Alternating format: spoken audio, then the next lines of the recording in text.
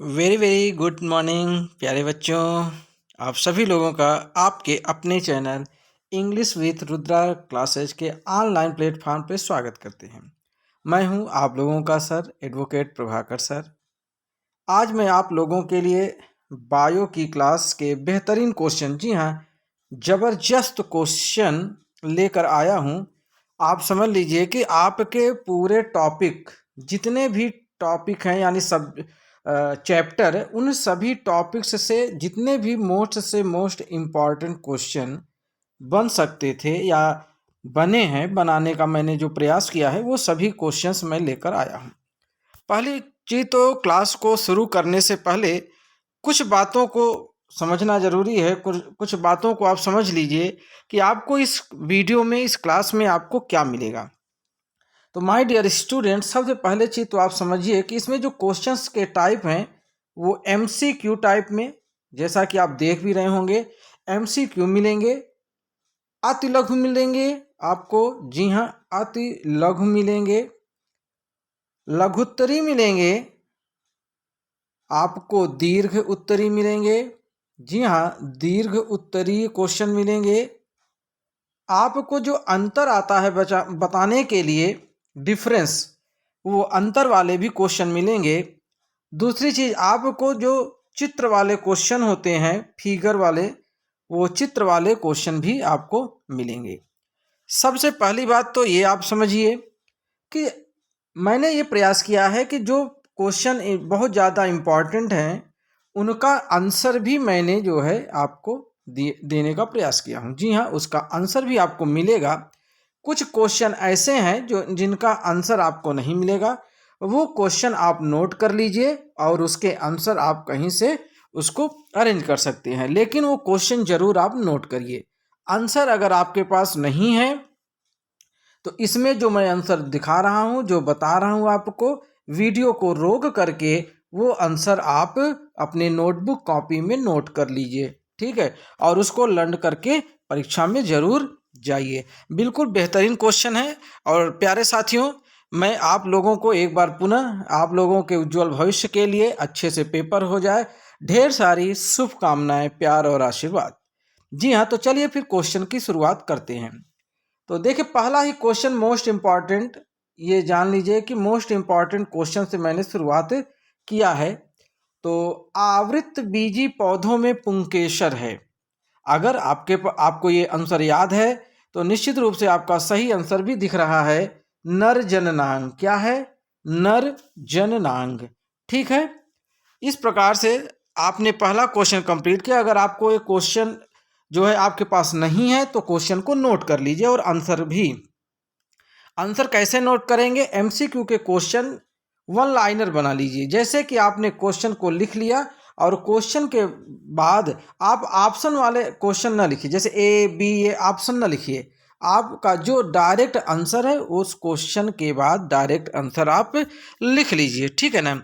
चलिए, दूसरा क्वेश्चन है, एक प्रारूपिक आवृत बीजी परागकोश में लघु बीजाणुधनियों की संख्या होती है। तो यहाँ पे उसके संख्या की बात कर रहा है, तो आपका आंसर 4 होगा। क्या होगा माय डियर? 4। ठीक है, आंसर को टिक लगा लीजिए। आज की क्लास थोड़ा सा लंबी हो सकती है क्योंकि मैंने बायो का केवल एक वीडियो बनाने का निर्णय लिया है और मात्र इस एक वीडियो में माय डियर आपको सारे क्वेश्चन मिल जाएंगे जितने भी परीक्षा में आपके आने की संभावनाएं बन रही हैं। ठीक है, चलिए क्वेश्चन नंबर 3 बात करते हैं, प्रतिमुखी कोशिकाएं। देखिए, यहाँ पे प्रतिमुखी कोशिकाओं की बात हो रही है जो कि उपस्थित कहाँ पाई जाती हैं, यानी उपस्थित होना मतलब पाई जाना। तो ये कहाँ पे पाई जाती है माय डियर? ये पाई जाती हैं निभागीय छोर पर। कहाँ पाई जाती हैं? निभागीय छोर पर। ठीक है, अभी तो मैंने आपको एमसीक्यू यानी कि बहुविकल्पी क्वेश्चन से मैंने शुरुआत किया है। निम्नलिखित में से कौन सी कोशिका या कोशिकाएं, जी हाँ एक वचन बहुवचन, सभी प्रकार के भ्रूण कोश में पाई जाती है।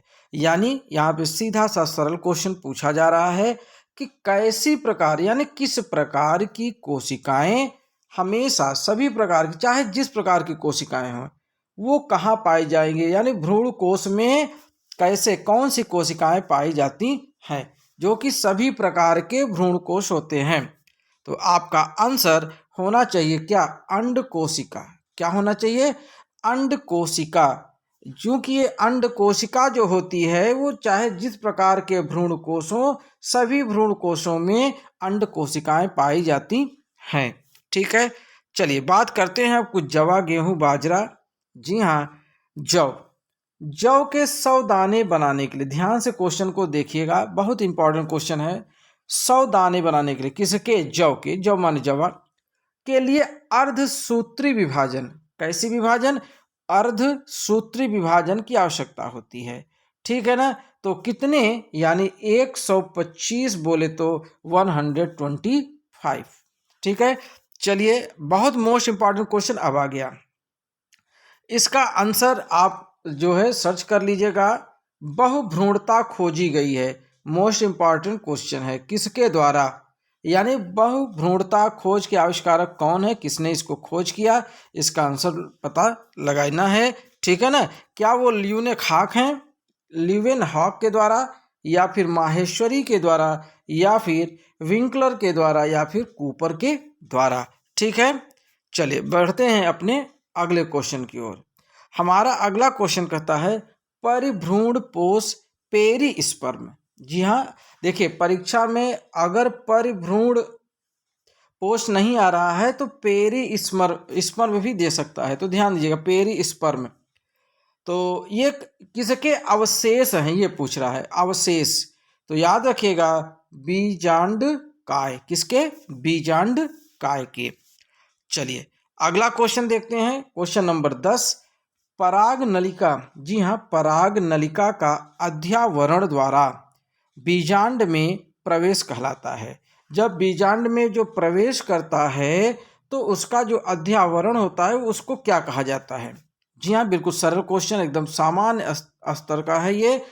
इनमें से कोई नहीं ऑप्शन दे रहा है, क्यों, क्योंकि इनमें जो दिया है निभागी युग्मन या अंड द्वारा प्रवेश, या ये दोनों, या इनमें से कोई नहीं।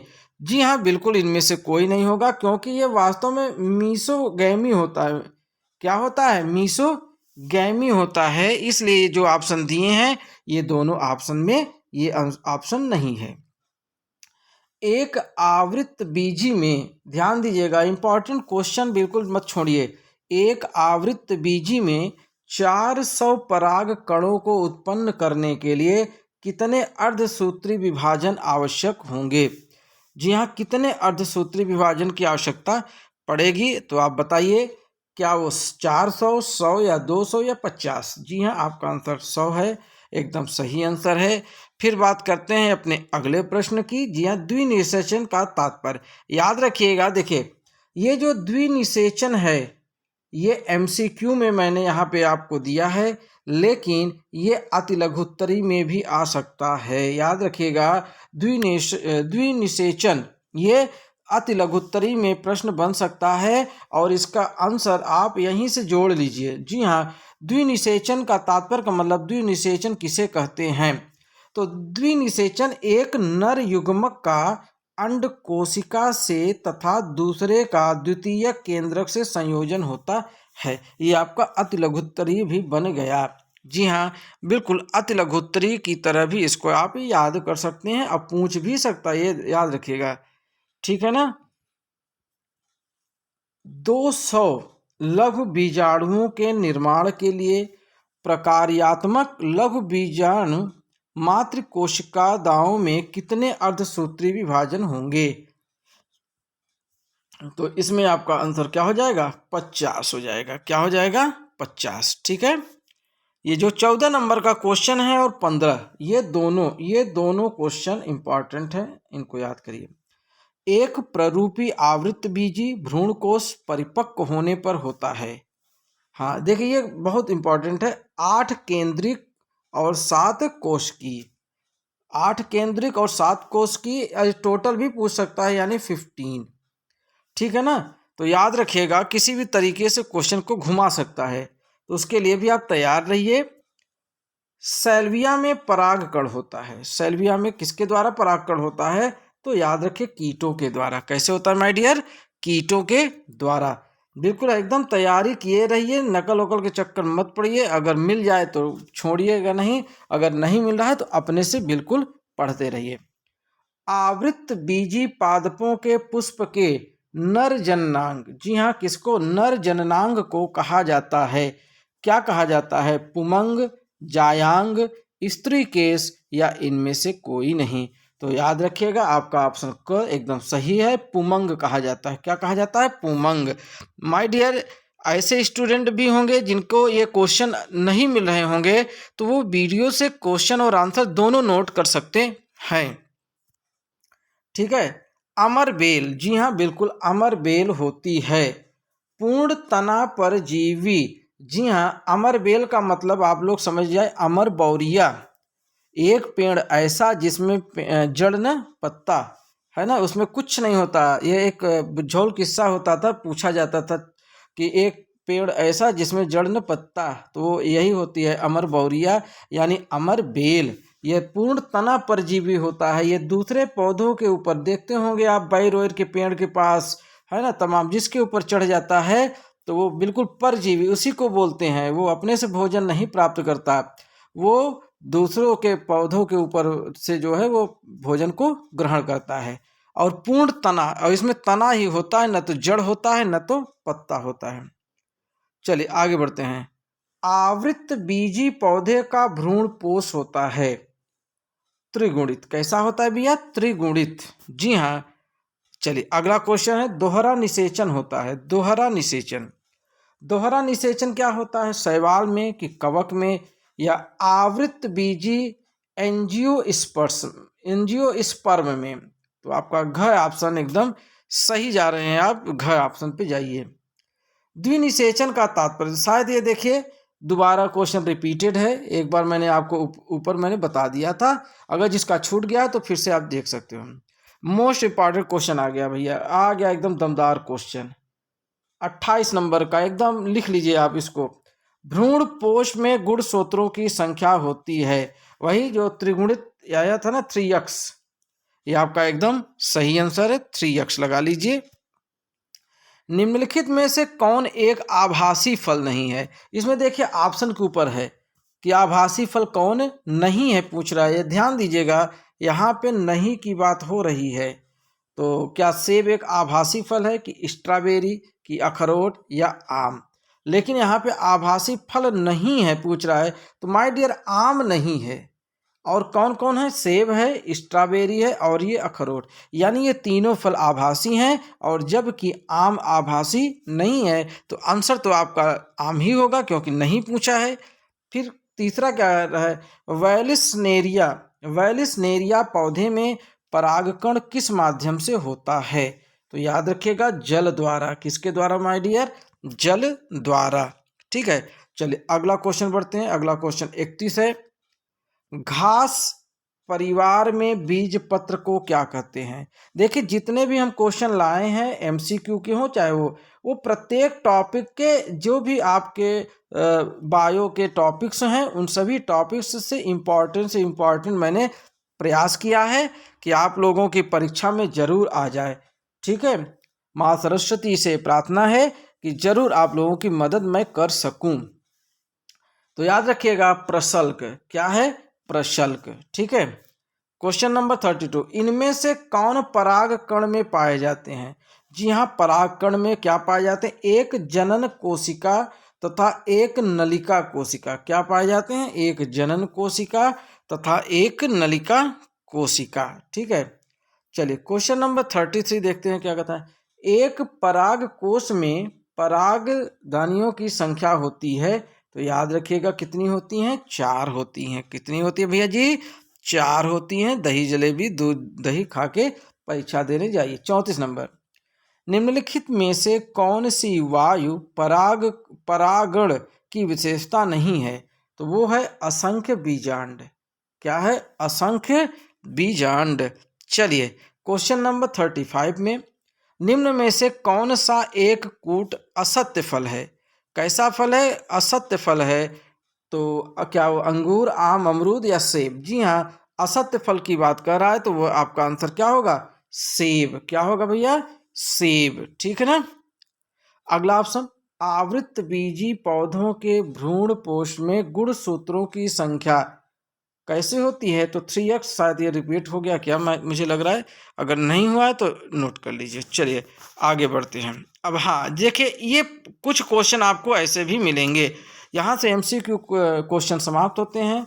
अब इसमें अगर आपको लगे कि ये क्वेश्चन मेरे पास नहीं है तो वीडियो को रोक करके क्वेश्चन को नोट डाउन कर लीजिए और उनको आंसर याद कर लीजिए, उनके आंसर को। ठीक है, मैं पूरे आंसर को नहीं बता पाऊंगा क्योंकि बहुत ज़्यादा समय हो जाएगा। तो आंसर आपके पास मैं दे रहा हूँ, ये आंसर है आपके सामने है, आप नोट करते चलिएगा। मैं क्वेश्चन पे फोकस करता हूँ। अपबीजाणुकता क्या है? एक उदाहरण दीजिए। अपबीजाणुकता क्वेश्चन इंपॉर्टेंट बन रहा है, दिख भी रहा है, पढ़ने से ही पता चल जाता है कि क्वेश्चन इंपॉर्टेंट है कि नहीं है। तो याद रखिएगा, अपबीजाणुकता क्या है, एक उदाहरण दीजिए। तो यहाँ पे आंसर देखिए आपको मैंने दिया है, आप आंसर को नोट कर लीजिए वीडियो को रोक करके। ठीक है, चलिए अगले क्वेश्चन की बात करते हैं। अगला क्वेश्चन क्या कहता है? हेस्पीरिडियम फल के दो उदाहरण किसके? हेस्पीरिडियम फल के दो उदाहरण लिखिए। कौन कौन? नारंगी और नींबू। दोहरा निषेचन, देखिए आ गया ना दोहरा निषेचन। दोहरा निषेचन को परिभाषित कीजिए। तो यहाँ पे दोहरा निषेचन की बात कर रहा है। तो आवृतबीजी पौधों में संयुग्मन तथा त्रिशलयन को सम्मिलित रूप से द्विनिषेचन कहते हैं। आंसर को आप नोट कर सकते हैं। अगला क्वेश्चन है, भ्रूणपोष का विकास आवृतबीजी पौधों में किस प्रक्रिया के फलस्वरूप होता है? कैसे होता है? किस प्रक्रिया के फलस्वरूप? तो आंसर भी है इसका, आंसर आप नोट कर लीजिए, क्वेश्चन इंपॉर्टेंट है। पुंजायांगी, जी हाँ, पुंजायांगी अवस्था किसे कहते हैं? मोस्ट इंपॉर्टेंट लगा लीजिए। जिनके पास आंसर नहीं है तो वो आंसर को नोट कर लीजिए। यहाँ पे मैं आंसर दे रहा हूँ। जब पुष्प में पुंकेसर जायांग के साथ जुड़े होते हैं, जैसे आर्किडस, आग और हंसलता आदि, ये सब एग्जाम्पल हैं, तो उन्हीं को बोलते हैं पुंजायांगी अवस्था। क्या बोलते हैं? पुंजायांगी। कब? जब पुंकेसर और जायांग एक दूसरे के साथ क्या होते हैं? जुड़े होते हैं। और किसमें? पुष्प में। किसमें? पुष्प में। ठीक है ना। चलिए अगले क्वेश्चन, असंगजनन क्या होता है? ये भी, या असंगजनता एपोमिक्सिस को परिभाषित कीजिए। ठीक है ना। फिर चलिए अगला, इसका आंसर है, आप नोट कर लीजिए। दोहरा निषेचन क्या है? इसकी खोज किसने की? जी हाँ, इसकी खोज भी देखिए पूछ सकता है। MCQ में इसकी खोज भी पूछ सकता है।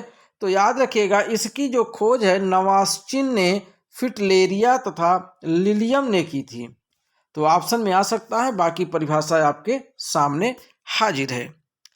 चलिए अगले क्वेश्चन की ओर बढ़ते हैं। क्वेश्चन नंबर अगला क्वेश्चन क्या कर रहा है? अथवा में भी देखिए कई प्रकार से क्वेश्चन को घुमा देगा। तो आवृतबीजी पादपों में पाए जाने वाले विभिन्न प्रकार के भ्रूणपोषों का सचित्र वर्णन। इसमें आपको चित्र बनाने के लिए भी पूछ सकता है। तो चित्र भी इम्पॉर्टेंट है, उसको चित्र को बनाना।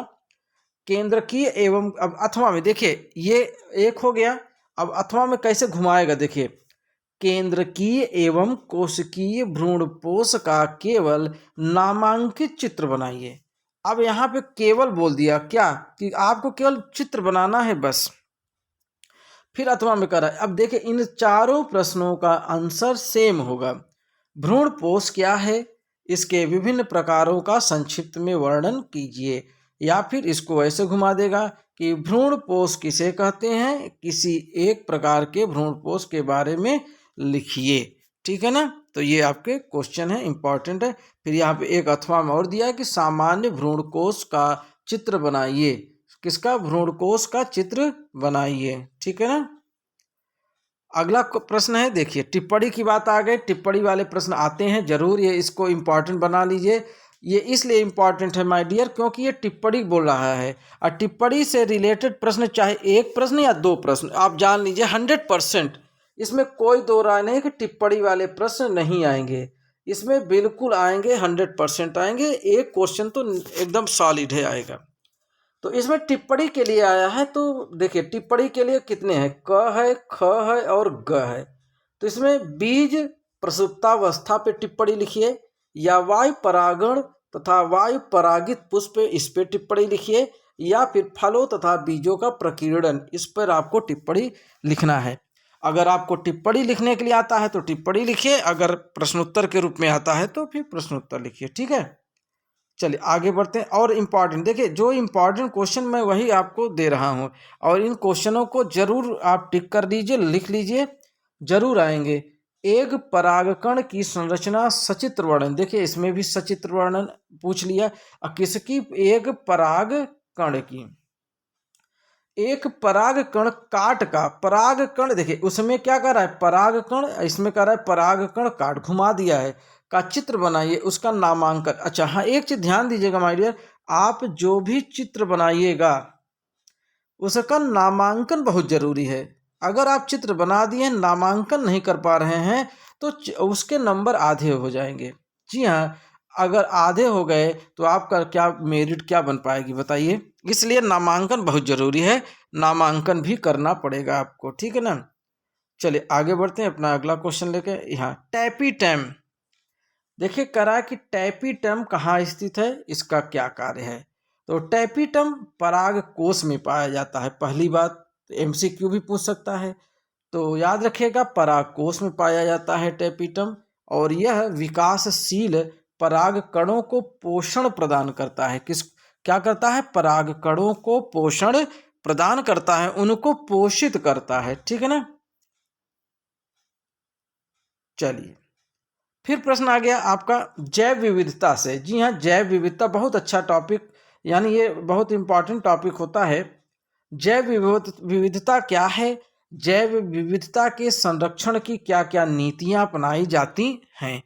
ठीक है ना, इसमें नीतियां भी पूछ लिया है, तो उसको पॉइंट वाइज, जैसे नंबर 1, नंबर 2, नंबर 3, इस प्रकार से आप पॉइंट बाय पॉइंट लिख सकते हैं। ठीक है, आगे बढ़ते हैं। जैव विविधता क्या है, इसके संरक्षण पर टिप्पणी लिखिए, या फिर जैव विविधता से आप क्या समझते हैं, इसके संरक्षण की विभिन्न विधियों का विस्तार से वर्णन कीजिए। तो जैव विविधता से एक क्वेश्चन हर हाल में आना तो बिल्कुल तय है। अच्छा, अभी कुछ क्वेश्चन आप देखेंगे। हाँ, जैसे देखिए red data book, red data book से आप क्या समझते हैं। ये सब क्वेश्चन क्या है, अपने आप में ही जैसे ही आप क्वेश्चन पढ़ेंगे आपको लग जाएगा, मेरे कहने की ज़रूरत नहीं है, आपको तुरंत पता चल जाएगा कि हाँ ये क्वेश्चन इंपॉर्टेंट है या नहीं है। अब चूंकि देखिए आप क्लास 12th के स्टूडेंट हैं, तो आपके पास इतना आईक्यू सेंस है कि आप अंदाज़ा लगा लीजिए कि कौन सा क्वेश्चन इम्पॉर्टेंट है कि नहीं। तो बताइए रेड डेटा बुक से आप क्या समझते हैं।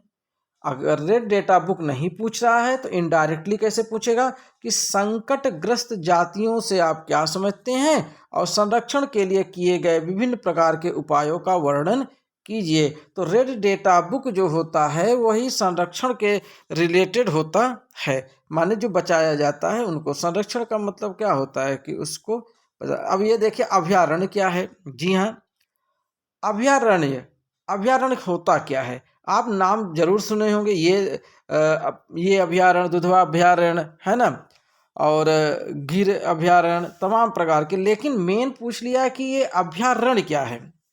ऐसे सामूहिक आरक्षित स्थान, माने ऐसे आरक्षित जो कि सिक्योर्ड स्थान है, जिनमें स्थानीय वनस्पति एवं जंतुओं को संरक्षण प्रदान करता है, साथ ही बाहर से आई जातियों को अनुकूलन दिया जाता है। अनुकूलन का मतलब उनके अनुसार वातावरण भी वहाँ पे बनाया जाता है, उसी को बोलते हैं अभयारण्य।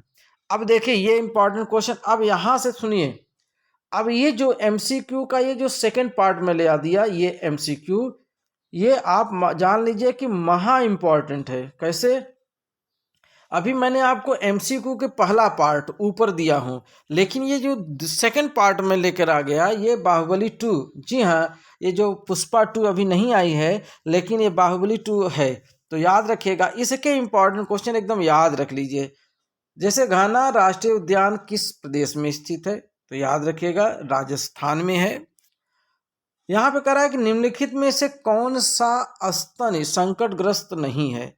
लाल पांडा, कस्तूरी मृग, नीलगाय और भारतीय बब्बर शेर। है गजब, मस्त रहो शेरा, बब्बर शेर।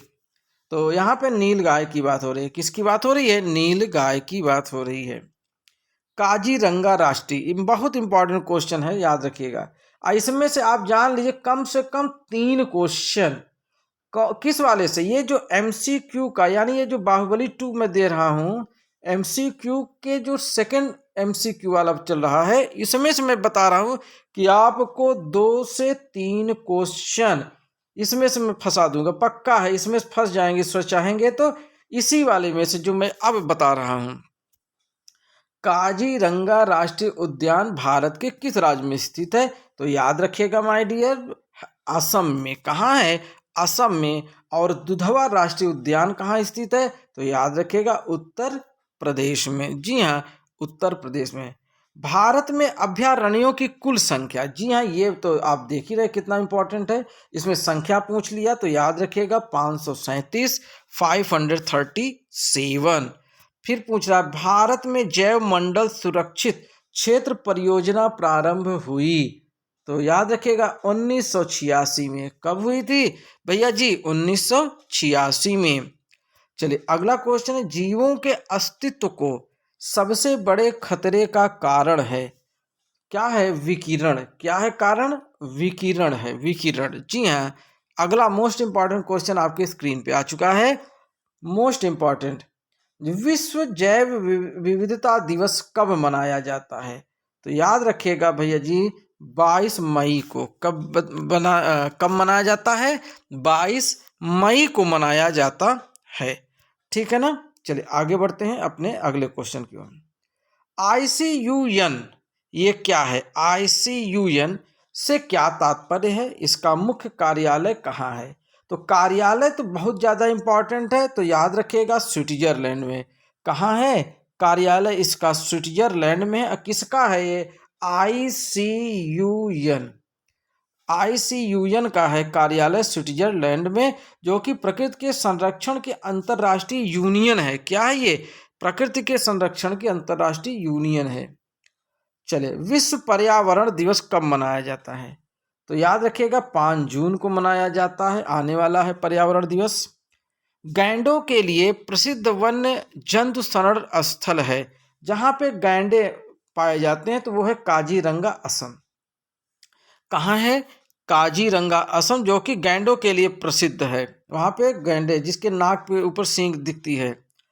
राष्ट्रीय जिम कॉर्बेट पार्क कहाँ स्थित है? जिम कॉर्बेट, तो याद रखिएगा उत्तराखंड में। कहाँ स्थित है? उत्तराखंड में। वन संरक्षण है तो चिपको आंदोलन, जी हाँ, याद आया चिपको आंदोलन। जी हाँ, जो कि चिपक गए थे पेड़ को पकड़ करके, के पेड़ को कटने नहीं दिया जा रहा था, तो याद रखिएगा उत्तराखंड में। कहाँ? उत्तराखंड में। ठीक है। भारत का प्रथम राष्ट्रीय उद्यान, जी बहुत इंपॉर्टेंट, बहुत अच्छा इंपॉर्टेंट, बहुत प्यारा क्वेश्चन, बहुत एकदम क्या बताएं, एकदम फेयर हैंडसम वाला, फेयर एंड लवली वाला क्वेश्चन आ गया। कौन सा है? कार्बेट राष्ट्रीय उद्यान। जी हाँ, बिल्कुल फेयर एंड हैंडसम वाला क्वेश्चन है ये। कार्बेट, राष्ट्रीय कार्बेट, जी ये पहला है, याद रखिएगा। कान्हा राष्ट्रीय उद्यान स्थित है मध्य प्रदेश में। कहाँ है भैया जी? मध्य प्रदेश में। जी हाँ। प्राकृतिक वास स्थान में जीवों का संरक्षण कहलाता है, क्या कहलाता है? स्वस्थानीय संरक्षण। क्या कहलाएगा? स्वस्थानीय संरक्षण। ठीक है, बिल्कुल बहुत बेहतरीन क्वेश्चन आपके सामने, एकदम फेयर एंड लवली वाला क्वेश्चन आ गया। राष्ट्रीय वन जीवन अधिनियम पारित हुआ था, एकदम याद रखिए, एकदम फेयर एंड लवली वाला क्वेश्चन है भैया। फेयर एंड हैंडसम वाला मैंने बता दिया, फेयर एंड लवली वाला एकदम टापो टाप। 1972 में। कैसे? 1972 में, एकदम बिल्कुल गजब है भैया। ये देखिए, ये आपका पिरामिड वाला क्वेश्चन है। यहाँ पे सूर्य है जो कि सभी के लिए ऊष्मा प्रदान कर रहा है, सोलर एनर्जी इसको बोलते हैं। और ये जो हमारा शेर है, ये शीर्ष उपभोक्ता में आएगा। किस में आएगा? शीर्ष उपभोक्ता में आता है। और ये द्वितीयक उपभोक्ता हो गए, और ये उपभोक्ता हो गए, और एक शाकाहारी होते हैं जो कि ये प्रथम उपभोक्ता, शाकाहारियों को क्या बोला जाएगा? प्रथम उपभोक्ता। दोनों ये आप देख लीजिए पिरामिड। अच्छा, एक चीज ध्यान दीजिएगा, ये सीधा पिरामिड है। क्या है ये? सीधा पिरामिड है जीव संख्या का। लेकिन एक उल्टा पिरामिड आता है। क्या आता है? उल्टा पिरामिड। तो दोनों पिरामिड को देख लीजिए कि प्रथम उपभोक्ता कहाँ है, द्वितीयक उपभोक्ता कहाँ है, ठीक है ना। तो इनको पिरामिड वाले क्वेश्चन भी देख लीजिए। चलिए, पारितंत्र क्या है? Important question. दीर्घ उत्तरी के क्वेश्चन स्टार्ट हो चुके हैं। पारितंत्र को क्या है? इसके विभिन्न घटकों के नाम दीजिए, इनका आपस में क्या संबंध है, ऊर्जा हस्तांतरण के आधार पर समझाइए। अथवा में भी देखिए आपको दिख रहा है कि पारिस्थितिक तंत्र की परिभाषा दीजिए, इसके विभिन्न घटकों के नाम लिखिए, प्रकाश तथा जल घटकों का पौधों पर क्या प्रभाव पड़ता है। ठीक है, चलिए। जैव पिरामिड का, जो कि अभी मैंने देखिए आपको पिरामिड मैंने बताया था ना, वो सीधा पिरामिड था और एक उल्टा पिरामिड भी बनता है। तो यहाँ पे जैव पिरामिड की खाद्य श्रृंखला, जी हाँ, वही खाद्य श्रृंखला का ही वो पिरामिड था जो कि मैंने ऊपर बताया।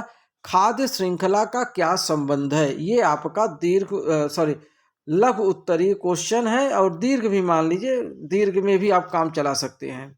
अगर आ गया तो बिल्कुल एकदम छापम छपाई कर दो, ठीक है ना। तो ये आंसर मैंने आपको दे दिया, इसलिए आंसर दे दिया कि हो सकता है बहुत से स्टूडेंट के पास इसका आंसर ना हो, और ये क्वेश्चन बहुत ज़्यादा इम्पॉर्टेंट है, इसलिए मैंने इसका आंसर भी दे दिया है। आप आंसर को नोट कर लीजिए वीडियो को रोक कर, ठीक है, या वीडियो को डाउनलोड कर लीजिए। खाद्य श्रृंखला किसे कहते हैं? विभिन्न खाद्य श्रृंखलाओं का वर्णन कीजिए, ठीक है ना। खाद्य श्रृंखला पर टिप्पणी लिखिए। अब देखिए, ये 2009 में आया था 10 के आर, ये सब बहुत ज़्यादा बार आए हुए क्वेश्चन है। 2020 में भी देखे, अब इस बार 2024 में टपक सकता है। जी हाँ, 2024 में टपक सकता है खाद्य श्रृंखला। और यहाँ पे घास स्थल पारितंत्रिक तंत्र, पारिस्थितिक तंत्र के एक प्रारूपिक खाद्य श्रृंखला का वर्णन कीजिए। तो ये भी क्वेश्चन इंपॉर्टेंट है, कई बार आया हुआ है, 2024 में भी बिल्कुल एकदम झलक रहा है। खाद्य श्रृंखला की आधारभूत इकाई पूछ रहा है। जी हाँ, खाद्य श्रृंखला की आधारभूत इकाई क्या होती है? तो उत्पादक होती है। यानी जो खाद्य श्रृंखला बनाई जाती है उसकी इकाई, यूनिट क्या होती है? तो उत्पादक। जो कि उत्पादक और प्राथमिक उपभोक्ता वो होते हैं जो कि शाकाहारी होते हैं। इन शाकाहारी जीवों को जो खाते हैं वो द्वितीयक होते हैं, और जो टोटल मांसाहारी होते हैं वो तृतीयक होते हैं। क्या? जैसे शेर हो गया, शेर तो सबको खा लेगा, है कि नहीं। पारितंत्र में ऊर्जा प्रवाह होता है। कैसे? एक दिशीय, यानी कि जो एक डायरेक्शन में चलता है। कैसे डायरेक्शन में? एक डायरेक्शन में, केवल एक दिशा में ही चलता है, उसे एक दिशीय बोलते हैं। और जो पारितंत्र में ऊर्जा होती है वो कैसे होती है? वो केवल एक तरफ ही चलती है, यानी एक दिशीय होती है, ठीक है। चलिए, ऊर्जा का पिरामिड होता है, ये बहुत सुंदर है, बहुत सुंदर क्वेश्चन है। अब इसको कौन सा बताएं? फेयर हैंडसम भी बता चुके हैं, फेयर एंड लवली भी बता चुके हैं। अब इसको क्या बताएं? मुल्तानी मिट्टी। चलिए भाई, मुल्तानी मिट्टी वाला क्वेश्चन आ गया, बहुत सही। तो याद रखिएगा, ऊर्जा का पिरामिड होता है कैसा? सदैव सीधा होता है। कैसा होता है? ऊर्जा का है ना, इसलिए सदैव सीधा रहेगा। और वो जो अभी आपने देखा था खाद्य श्रृंखला, तो वो सीधा और उल्टा दोनों हो सकता है। अपघटक होते हैं मृत जीवी। कैसे होते हैं? मृत जीवी। खाद्य श्रृंखला में मनुष्य है। अब खाद्य श्रृंखला में मनुष्य क्या हो जाएगा? उत्पादक तो हो नहीं सकता। जी हाँ, उपभोक्ता हो जाएगा। क्या हो जाएगा? उपभोक्ता हो जाएगा। कौन? मनुष्य, ठीक है ना, उत्पादक नहीं होगा। चलिए, अगला क्वेश्चन, खाद्य जाल क्या है? अभी देखिए, खाद्य श्रृंखला, अब ये खाद्य जाल, ये 2018 में पूछा था, 2020 में पूछा है ना। और 2000, इसमें देखिए 22 नहीं लिखा है, लेकिन 2022 में भी पूछा था। अब 2-2 साल का अंतर दिया है। देखिए, 18 में पूछा, फिर 18 2 20, 20 2 22। अब भैया समझ गए ना, 22/2 अरारा टिड़िंग टिड़िंग 2024, यानी ये क्वेश्चन इस बार आएगा पक्का, एकदम। आधा कच्चा नहीं आधा पक्का, एकदम पूरा पक्का याद कर लीजिए। इसलिए मैंने इसका आंसर भी बनाया है, आंसर भी आप लिख लीजिए, खाद्य जाल क्या होता है, ठीक है ना। तो इसका आंसर आप नोट कर लीजिए। चलिए आगे बढ़ते हैं, आ जाओ भैया। जन्म दर, अरे बाप रे बाप, क्या बात है, मोस्ट इंपॉर्टेंट, जन्म दर और मृत्यु दर, इससे तो क्वेश्चन आना एकदम तय है, इसको कोई रोक नहीं सकता। जी हाँ, कोई नहीं रोक सकता, एकदम इसको नोट ही कर लीजिए, एकदम छाप ही लीजिए। जन्म दर और मृत्यु दर से आप क्या समझते हैं तथा अच्छा एक चीज याद रखिएगा, मुझे याद नहीं आ रहा है कि इनका फार्मूला मैंने बनाया है कि नहीं बनाया है। अगर बनाए होंगे तो जरूर आपको इसका जन्म दर निकालने का और मृत्यु दर निकालने का फार्मूला भी नीचे अगर होगा तो मैं बता दूंगा। अगर मैं भूल गया हूं, अगर नहीं होगा तो आप कहीं से भी कुछ भी कोशिश करके इसका जो सूत्र होता है उसको जरूर याद कर लीजिए। जन्म दर निकालने का और मृत्यु दर निकालने का, दो में से एक जरूर सूत्र पूछ लेगा। तो कैसे इसका क्या फार्मूला होता है वो आपको नोट करना पड़ेगा। तो ये आपकी मैंने परिभाषा है, इस परिभाषा को आप नोट कर लीजिए, ठीक है ना। तो चलिए आगे बढ़ते हैं। जैव सूचकांक, ये देखिए मैं कह रहा हूं ना, जैसे जैसे आप नीचे की ओर बढ़ रहे हैं, आगे वीडियो बढ़ रहा है, वैसे वैसे इंपॉर्टेंट क्वेश्चन आपको दिखते जाएंगे। जैव सूचकांक किसे कहते हैं, मोस्ट इंपॉर्टेंट, यहाँ पे देखिए लगा भी है ऑलरेडी, पहले से इंपॉर्टेंट लगा है कि किसी समिष्ट में दिए गए इकाई समय में जन्म दर व मृत्यु दर के अनुपात को जैव सूचकांक कहते हैं। जन्म दर व मृत्यु दर के अनुपात को, कि कितने अनुपाते कितने, उसे बोलते हैं जैव सूचकांक। उन गुणों को बताइए जो व्यक्तियों में तो नहीं पर समष्टियों में होता है। जी हाँ, जन्म दर, मृत्यु दर, अप्रवासन, उत्प्रवासन, वृद्धि मॉडल, ये उसके पार्ट हैं, ये एमसीक्यू में भी पूछ सकता है। सहजीवन से आप क्या समझते हैं, इसके आंसर मैंने बता दिया है, जैसे लाइकेन वगैरह, शैवाल, लाइकेन, ये सब क्या है, ये सब सहजीवन के और पौधे उसी प्रकार के होते हैं, उनको नोट कर लीजिए आप। आगे बढ़िए। समिष्ट घनत्व से क्या तात्पर्य है, ये इसी प्रकार के क्वेश्चन आपसे पूछे जाएंगे। देखिए इसका सूत्र भी मैंने आपको बता दिया है, ठीक है। चलिए आगे बढ़ते, नोट कर लीजिए आप। D बराबर N/S, समिष्ट घनत्व, ये है फार्मूला, देखिए ये है समिष्ट का घनत्व बराबर, यहाँ पे देखिए D = N/S, यही फार्मूला है, इसी को आप याद कर लीजिए। D बराबर N/S, और जहाँ पे D जो है वो समिष्ट घनत्व है, जो कि हमें घनत्व निकालना है, और N क्या है, कुल जीवों की संख्या, यानी टोटल जितने जीव थे उनकी संख्या N हो गई, और यस जो है स्थान के जो इकाई की संख्या होती है वो होती है, ठीक है ना। चलिए आगे बढ़ते हैं, इसको आप नोट कर लीजिए। मुझे लग रहा है कि वीडियो लंबा बनता जा रहा है, तो मैं जो है इसीलिए थोड़ा सा आप लोगों को जल्दी से समझाते हुए आगे बढ़ता हूँ। सहभोजिता को उदाहरण सहित समझाइए कि सहभोजिता क्या होता है। इसमें दो जीव एक साथ रहते हैं, इनमें एक जीव लाभान्वित होता है जबकि दूसरा जीव न तो लाभान्वित होता है और न ही उसे हानि होती है, ठीक है। जैसे अधिपादप आर्किड सहारे के लिए अन्य पौधों पर उगते हैं लेकिन उससे भोजन आदि ग्रहण नहीं करते, केवल सहारा लेते हैं, उनका शोषण नहीं करते हैं। अच्छा, दो कीट भक्षी पौधे, तो याद रखिएगा ये नेपेंथीज और यूट्रिकुलेरिया, इनको तो याद ही कर लीजिए, याद भी होगा आप लोगों को, क्लास में बताया भी गया होगा। जीन चिकित्सा क्या है, जीन थेरेपी भी पूछ सकता है, याद रखिएगा। देखिए या तो यहाँ पे जीन चिकित्सा पूछ लिया क्या है, या फिर जीन थेरेपी, इस समय आपसे सबसे ज़्यादा जीन थेरेपी क्वेश्चन पूछा जा रहा है। कैसे, जीन थेरेपी, लेकिन आएगा जरूर ये, इसमें से चाहे जीन चिकित्सा के रूप से पूछ ले चाहे जीन थेरेपी, लेकिन आएगा जरूर ये क्वेश्चन इंपॉर्टेंट है। चलिए आगे बढ़ते हैं, अगला क्वेश्चन, बायो रिएक्टर का सचित्र वर्णन। जी हाँ, इसमें सचित्र वर्णन पूछ लिया किसका, बायोरिएक्टर का, तो आपको इसका सचित्र वर्णन करना पड़ेगा। ठीक है, चित्र भी बनाना पड़ेगा आपको, और चित्र जब बनाइएगा तो उसके जो है नाम जरूर करिएगा, नामांकन जरूर होना चाहिए। जीनोम डीएनए लाइब्रेरी क्या है? जी हाँ, बहुत अच्छा क्वेश्चन है, जीनोम डीएनए, हाँ, लाइब्रेरी। फिर अगला क्वेश्चन है प्लाजिम्ड को किसने खोजा था? तो ये आंसर याद रखिएगा, विलियम हेज और जोशुआ लेडरबर्ग। कब खोज किए थे? 1952 में। कब खोज किया था? 1952 में। ठीक है ना। चलिए अगला इंपॉर्टेंट प्रश्न, जीन गन। जीन गन क्या होती है? ये इसकी परिभाषा मैंने लिख दिया है, यानी कि टाइप हो गया है, आप इसको नोट कर लीजिए। फिर डीएनए लाइगेज का क्या कार्य है? डीएनए लाइगेज, इसके कार्य को पूछ रहा है, इसके कार्य को भी, यह एक ऐसा एंजाइम डीएनए विखंडों के दो चिपचिपे सिरों की संबंध की तरह जोड़ने का कार्य करते हैं। ठीक है, चलिए आगे बढ़ते हैं। वॉक्समैन को किस खोज पर, ये इंपॉर्टेंट क्वेश्चन है, याद रखिएगा, क्योंकि ये नोबेल प्राइज से रिलेटेड प्रश्न है और पुरस्कार से रिलेटेड है, तो इंपॉर्टेंट है, वो भी नोबेल पुरस्कार। तो याद रखिएगा, स्ट्रेप्टोमाइसिन क्या है भैया?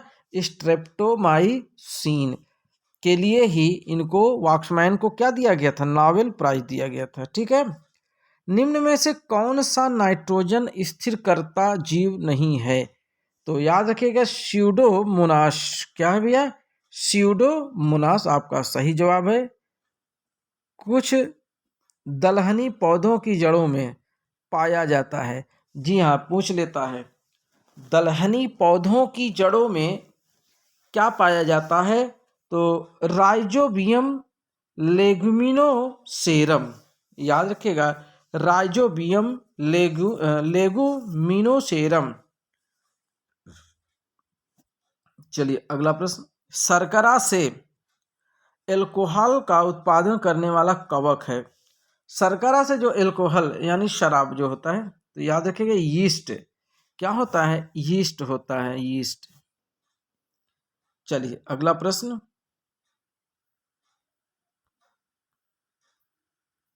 प्रतिरक्षा तंत्र से आप क्या समझते हैं? ये क्वेश्चन है, इसका आंसर शायद नहीं है, इसका आंसर आप नोट कर लीजिएगा, लेकिन क्वेश्चन को इंपॉर्टेंट टिक कर लीजिए, इंपॉर्टेंट है, बढ़िया क्वेश्चन है। ऐसे ही क्वेश्चन आते हैं जो कि लोगों को लगता है कि ये क्वेश्चन इंपॉर्टेंट नहीं है, लेकिन उसी प्रकार के, देखिए देखिए, डार्विनवाद तो सब जानते हैं, लेकिन यहाँ पे नव डार्विनवाद की बात कर रहा है कि नव डार्विनवाद से आप क्या समझते हैं, और इसकी आधुनिक स्थिति की विवेचना कीजिए, या इस पे पूछ लिया कि टिप्पणी लिख दीजिए नव डार्विनवाद पर, है कि नहीं। तो यहाँ पे नव डार्विनवाद है, तो इसीलिए क्वेश्चन इंपॉर्टेंट होते हैं। चलिए डार्विन, अब देखो वहां पे नव डार्विनवाद, यहाँ पे डार्विन का पैंजेनेसिस सिद्धांत क्या है? यहाँ पे सिद्धांत पूछ लिया, क्या पूछ लिया? सिद्धांत पूछ लिया डार्विन का। चलिए आगे बढ़ते हैं, देखते हैं अगला क्वेश्चन, मानव में पाए जाने वाले, जी हाँ, अवशेषी अंग, ऐसे अंग जिनका कोई प्रयोग नहीं कर सकते। मनुष्यों के शरीर में अवशेषी अंग पाए जाते हैं, जैसे कान के पास में है ना, नाखून हो गए, बाल हो गए, इस प्रकार से जो अवशेषी अंग पाए जाते हैं उन्हीं के बारे में लिखना है, उदाहरण के साथ लिखना है। कैसे? उदाहरण के साथ लिखना है। ठीक है ना। चलिए आगे बढ़ते हैं, परिभाषा थी ऊपर, आप लिख सकते, हाँ ये क्वेश्चन इंपॉर्टेंट है, अनुपात में है, क्वेश्चन नंबर 4, ये इंपॉर्टेंट लगा लीजिए। मिलर के प्रयोग में किसके, पहली बात तो आप वैज्ञानिक देख लीजिए, मिलर, मिलर के प्रयोग में किसका किसका अनुपात पूछ रहा है? हाइड्रोजन का, अमोनिया का और मीथेन का। तो इनका अनुपात क्या है? 2:1:2, यानी 2:1:2 क्रम से अगर लिखे हैं तो, ठीक है ना। ये हाइड्रोजन पहले नंबर पे है, तो इसलिए हाइड्रोजन का अनुपात 2 हो जाएगा। अमोनिया बीच में है दूसरे नंबर पे, तो इसका अनुपात 1 है, और मीथेन तीसरे नंबर पे है, तो इसलिए इसका अनुपात 2 है। ठीक है ना। तो ये क्रम जरूर रखिएगा, 2:1:2। चलिए आनुवंशिक कूट क्या है? यहाँ पे बात कर रहा है आनुवंशिक कूट की, कि आनुवंशिक कूट क्या है, इसकी विशेषताओं का वर्णन करना है। ठीक है, तो ये आनुवंशिक कोड से रिलेटेड प्रश्न है, इंपॉर्टेंट क्वेश्चन है। प्रोटीन संश्लेषण, बिल्कुल बहुत सुंदर, ये देखिए आ गया क्वेश्चन एकदम। जी हाँ, फेसवाश वाला क्वेश्चन आ गया, वो क्या बोलते हैं, अरे फेशियल वाला क्वेश्चन आ गया। जी हाँ, प्रोटीन संश्लेषण का बिल्कुल एकदम टपाटप इसको लिख लीजिए। मैसेंजर यानी mRNA का ट्रांसक्रिप्शन टिप्पणी लिखिए। ये क्वेश्चन इंपॉर्टेंट एकदम टापो टाप दिख रहा है एकदम, बिल्कुल जैसे फेस पैक लगा के चेहरा चमका देते हैं ना, वैसे ये वाला क्वेश्चन देखिए एकदम जैसे अभी ब्यूटी पार्लर से निकल के आ रहा है, एकदम चमक रहा है कि भैया हमको जल्दी से लिख लो, नोट कर लो, हम आएंगे 2024 में, है ना। चलिए बिल्कुल, काहे नहीं आओगे भैया, आओ आओ। डीएनए फिंगर प्रिंटिंग क्या है? जी हाँ, फिंगर प्रिंटिंग की बात हो रही है ना। तो डीएनए अंगुली छापन क्या है? अच्छा, अरे हम तो सोचे अंगुली मार डाकू तो नहीं बता रहे हैं। डीएनए अंगुली छापन क्या है, इसकी उपयोगिता पर प्रकाश डाल दीजिए। बिल्कुल बिल्कुल प्रकाश डालिए भाई, टार्च वार्च लेके आइए, प्रकाश डालिए आप, बिल्कुल एकदम इसको लिखना ही है। लिंग निर्धारण क्या है? ये देखिए बहुत क्वेश्चन है, एकदम लाइन लगी है। लिंग निर्धारण क्या है? पक्षियों तथा मधुमक्खियों में लिंग निर्धारण समझाइए। पक्षियों तथा मधुमक्खियों की बात हो रही है। मनुष्यों में भी देखिए, मनुष्यों के भी लिंग निर्धारण पूछ सकता है, तो याद रखिएगा ये लिंग निर्धारण है क्वेश्चन, और ये बहुत अच्छा इंपॉर्टेंट है, खासतौर पे पक्षियों और मधुमक्खियों वाला, ये तो बिल्कुल जरूर आप याद कर लीजिएगा। चलिए, वर्णांधता क्या है? अच्छा हाँ, देखिए वर्णांधता में क्या होता है कि इसको समझिए पहले। वर्णांधता का मतलब ये होता है कि रंगों को न पहचान पाना, यानी उसमें जो भेद होता है उसमें न पहचान। अच्छा, मैं एक प्रश्न पूछ रहा हूँ, आप जानते होंगे कि जिस व्यक्ति को वर्णांधता होता है, जैसे कि वो रेलवे में ड्राइवर की नौकरी नहीं कर पाता, ऐसा क्यों होता है बता सकते हैं? वो जो रेलवे की जो ड्यूटी होती है, ड्राइवर की नौकरी, वो उसको नहीं मिलती वर्णांधता के कारण। ये पता चल जाता है कि ये इनको वर्णांधता है कि नहीं है, तो इसलिए नहीं मिलती क्योंकि जो वर्णांधता पुरुष यानी जो व्यक्ति होते हैं वर्णांधता, उनको और हरा और लाल रंग में अंतर नहीं समझ में आता। जी हाँ, याद रखिएगा, मैं बहुत अच्छी चीज़ आपको बता रहा हूँ कि वर्णांधता व्यक्ति जो रोग हो जाता है, इसमें व्यक्ति को हरा और लाल, जी हाँ, हरा और लाल उनको समझ में नहीं आता, इसीलिए उनको नौकरी नहीं दी जाती ड्राइवर की।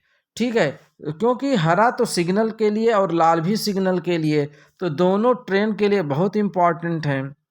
ठीक है ना, चलिए आगे बढ़ते हैं। मेंडल का प्रायोगिक पौधा, जी हाँ, उद्यान मटर, याद रखिएगा। नर पक्षी होता है कैसा? समयुग्मकी होता है। कैसा होता है? समयुग्मकी होता है। चलिए आगे बढ़ते हैं। मंगोली जड़ता, जी हाँ, मंगोली जड़ता किसके कारण होती है? 21वीं जोड़ी के अलिंग सूत्रों की एकाद सूत्रता के कारण मंगोली जड़ता होती है। ठीक है ना, चलिए। मेंडल के एक संकर क्रॉस में मटर के लंबे और बौने पौधों का फिनोटाइप अनुपात, जी हाँ, यहाँ पे फिनोटाइप अनुपात की 5 हो रही किसकी? मटर के लंबे और छोटे, बौने का मतलब छोटे, तो इनका जो मटर का जो लंबा होगा उसका रेशियो 3 होगा, और जो बौना होगा उसका रेशियो क्या हो जाएगा? 1 हो जाएगा, यानी कि 3:1 हो जाएगा। क्या हो जाएगा भैया जी? 3:1। रेशियो का क्वेश्चन बहुत इंपॉर्टेंट है। मेंडल के द्विसंकर संकरण का फिनोटाइप अनुपात बताइए, द्विसंकर संकरण का। तो याद रखिएगा 9:3:3:3:1। जी हाँ, 9:3:3:1। ये किसका है? ये द्विसंकर संकरण का है फिनोटाइप। ठीक है, चलिए आगे बढ़ते हैं अपने अगले क्वेश्चन। मनुष्य में वर्णांधता का जीन स्थित होता है, ये तो आपको आता ही होगा, लेकिन याद रखिएगा यक्स क्रोमोसोम पर। कहाँ होता है? यक्स क्रोमोसोम पर। अपूर्ण प्रभाविता पाई जाती है मिरेबिलिस जैलापा। कैसे? मिरेबिलिस जयलापा। निम्न में से कौन सा रुधिर समूह सार्वत्रिक दाता कहलाता है? ये तो सर्वदाता, यानी सार्वत्रिक दाता का मतलब क्या होता है? सर्वदाता, भैया ले, तुम भी ले, सबको बांटो, प्रसाद बांटो। तो जो जिसका देखिए ओ ग्रुप का जो है वो सबको दे रहा है, लो भैया तुम भी लो, तुम भी लो, एक पौवा तुम भी ले लो, लो 100 ग्राम तुम भी ले लो। हाँ, खून नहीं दे रहे हैं जैसे कि वो बांट रहे हैं ना सिन्नी। सबको बांटेदार है भैया, लो। और जो सबसे चालाक होता है ना भैया, ए बी वाला होता है। कौन सा? ए बी सर्वग्राही होता है।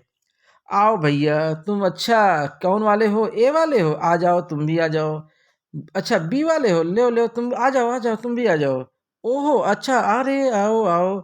यानी कि जितने भी ब्लड ग्रुप के हैं, ए बी ऐसा होता है कि सबको ले लेता है। चलो भैया, सबसे चालाक व्यक्ति होता है ये, है ना। चलिए अगले क्वेश्चन को, जनसंख्या विस्फोट। वाह भाई वाह, ये क्वेश्चन तो अरे सर का जा रहा है भैया। जनसंख्या विस्फोट के कारण बताइए, इसके निवारण के क्या, इस पर एक टिप्पणी लिखिए, निबंध लिखिए। तो ये तो निबंध की तरह हो जाएगा, है ना। इसको निबंध की तरह आप लिख सकते हैं, बिल्कुल, बहुत बढ़िया है। कुछ फुल फॉर्म से भी क्वेश्चन मैंने लिए हैं, जैसे स्टडी का पूरा नाम बताइए। तो ये स्टडी वाला स्टडी नहीं है जो पहले फोन में रहता था, ISD स्टडी और PCO। तो ये है यस्टरडी सेक्सुअली ट्रांसमिटेड डिजीज, यौन संचारित रोग या रतिज रोग, जो कि यौन संचारित रोग होता है किशोर और किशोरियों में, युवा और युवतियों में। जनन मार्ग संक्रमण हो जाता है, जिसे RTI भी कहते हैं। यहाँ पे इसका फुल फॉर्म देखिए, स्टडी का फुल फॉर्म याद कर लीजिए, और राइट का, राइट टू इंफॉर्मेशन नहीं है कि कोई RTI दाखिल कर रहा है, ये है रिप्रोडक्टिव ट्रैक्ट इन्फेक्शन, जो कि यौन मतलब रोग होता है, मतलब इन्फेक्शन के द्वारा। उलवेधन, जी हाँ, किसका उलवेधन, जांच किसे कहते हैं? भ्रूण के लिंग परीक्षण के लिए।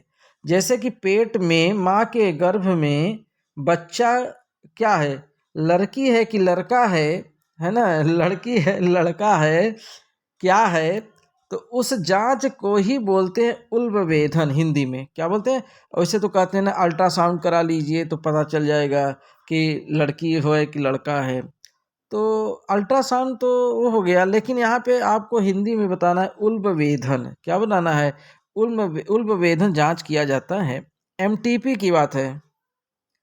MTP क्या है? इसे कब कानूनी मान्यता मिली? MTP medical termination of pregnancy. जी हाँ, ये MTP होता है सगर्भता का चिकित्सीय समापन। भारत सरकार ने इसे 1971 में कानूनी मान्यता प्रदान की है। कब? 1971 में, ठीक है ना। चलिए, उल्बवेधन का एक धनात्मक तथा एक ऋणात्मक अनुप्रयोग बताइए। वही जो जांच, जो गर्भ में निर्धारित बच्चे, मतलब जो भी बच्चा है उसका पता लगाना, उसका एक देखिए धनात्मक और ऋणात्मक, गलत और सही, क्या पाया जाता है।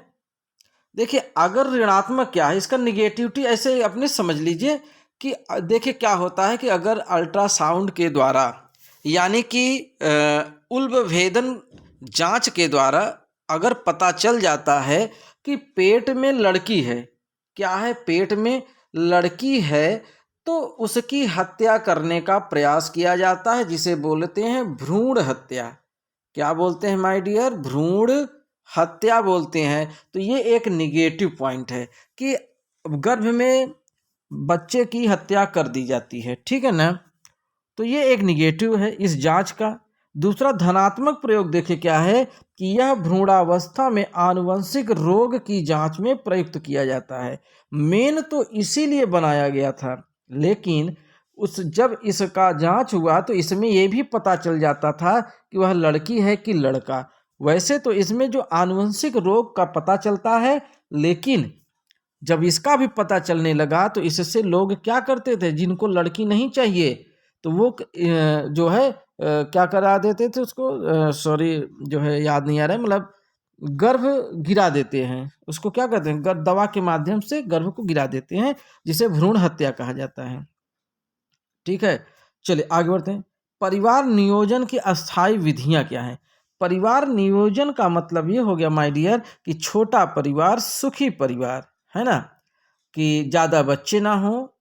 तो इसमें देखिए परिवार नियोजन दोनों प्रकार से, एक पुरुष में भी किया जाता है नसबंदी के द्वारा, और महिलाओं में भी ऑपरेशन किया जाता है, जिससे कि जब बच्चे हो जाते हैं, जैसे एक बच्चा दो बच्चा, तो उसके बाद क्या कराते हैं कि जो महिला होती हैं उनका ऑपरेशन कराया जाता है, जिससे कि आगे से बच्चे पैदा नहीं होते हैं। उसी प्रकार पुरुषों में भी नसबंदी कराया जाता है। क्या कराया जाता है? नसबंदी कराया जाता है। तो दोनों पार्टी में से कोई भी एक पार्टी इसको अपना सकती है। अगर पुरुष चाहे तो नसबंदी करवा ले तो बच्चे नहीं होंगे, और महिला को ऑपरेशन कराने की ज़रूरत नहीं पड़ेगी। अगर महिला ने ऑपरेशन करवा लिया तो फिर पुरुष को नसबंदी करवाने की ज़रूरत नहीं पड़ती। तो ठीक है, इस प्रकार से परिवार नियोजन किया जा सकता है। तो चलिए आगे बढ़ते हैं। GIFT प्रक्रिया क्या है? जी हाँ, गिफ्ट। अरे बाप रे, गिफ्ट देखिए, GIFT गिफ्ट, बर्थडे में है ना। तो यहाँ पे लेकिन ये गिफ्ट बर्थडे गिफ्ट नहीं है, ये है दाता से अंडाणु लेकर किसी स्त्री की फैलोपियन नलिका में स्थानांतरित करने की प्रक्रिया गिफ्ट यानी जीमेट इंट्रा फैलोपिन ट्रांसफर कहते हैं। तो माय डियर इसके उसको याद कर लीजिएगा, फुल फॉर्म, ठीक है ना। अब देखिए ये कह रहा है कि यौन संचारित संक्रमण, जी हाँ, जो लापरवाही के द्वारा यौन से ग्रसित हो जाते हैं, यौन रोग से ग्रसित हो जाते हैं, तो उनसे बचने के लिए क्या कर सकते हैं? अनजाने व्यक्ति यानी बहुल व्यक्तियों से लैंगिक संबंध नहीं बनाने चाहिए, बिल्कुल सही बात है।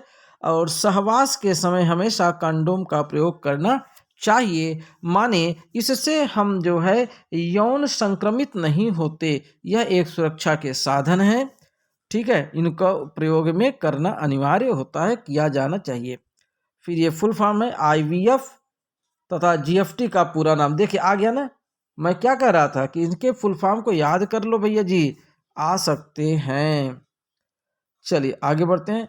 IUD तथा IUT, इसका भी पूरा नाम IUD का और IUT का इंट्रा यूटेरिन डिवाइस और इंट्रा यूटेरिन ट्रांसफर। इसमें D है तो डिवाइस, इसमें T है तो इसमें ट्रांसफर। जी हाँ, चलिए आगे बढ़ते हैं। अगला क्वेश्चन क्या कहता है? निषेचन किसे कहते हैं? जी हाँ, ये भी परिवार नियोजन से ही रिलेटेड, मतलब उसी चैप्टर से। निषेचन, स्त्री में अंडाणु का निषेचन कहाँ होता है और शुक्राणु किस प्रकार अंडाणु में प्रवेश करता है? निषेचन क्या है? मोस्ट इंपॉर्टेंट क्वेश्चन भी है, एकदम 2024 का एकदम बहुत टापो टाप क्वेश्चन है ये, इसको याद कर लीजिएगा, याद करके ही जाइएगा निषेचन क्या होता है। ओहो माय डियर, यहाँ से आप लोगों के लिए बायो का, जी हाँ, बायो की केवल एक वीडियो बनी है, एक ही क्लास। मैंने प्रयास किया कि इसमें आपको जो सभी क्वेश्चन, ऑल क्वेश्चन को समाहित करने का प्रयास किया गया है। अब इसकी कोई दूसरी क्लास नहीं बनेगी, और अगर आपको लग रहा है कि और भी इम्पोर्टेंट क्वेश्चन, तो आप उससे सेल्फ स्टडी के माध्यम से उसको पूरा कर सकते हैं, ठीक है ना। बाकी आप अलग से भी पढ़ते रहिए, केवल मेरे इस वीडियो के भरोसे, यानी केवल इसी वीडियो के दम पे मत पढ़िए।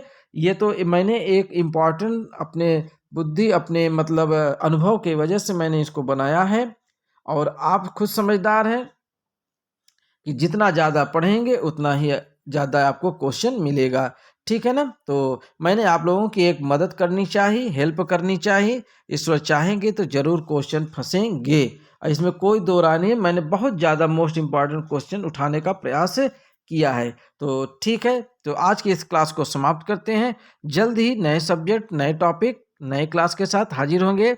जी हाँ, जय हिंद, जय भारत।